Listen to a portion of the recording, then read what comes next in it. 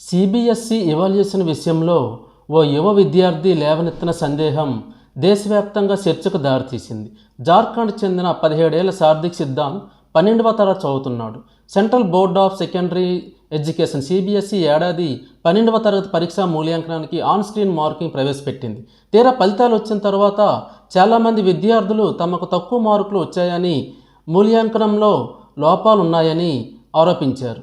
So కాస్త లోతుగా CBSE విడుదల చేసిన పాత డాక్యుమెంట్లను డౌన్లోడ్ చేసుకుని పరిశీలించి చూశాడు యువ సార్థిక్. నిబంధనల మార్పు జరిగిందని, కొన్ని క్లాజులను సడలించాలని, మరిన్ని లోపాలు కూడా ఉన్నాయని తన బ్లాగులో వెల్లడించారు. దీంతో ఒక్కసారిగా అతడి పేరు ఆన్లైన్లో వైరల్గా మారింది.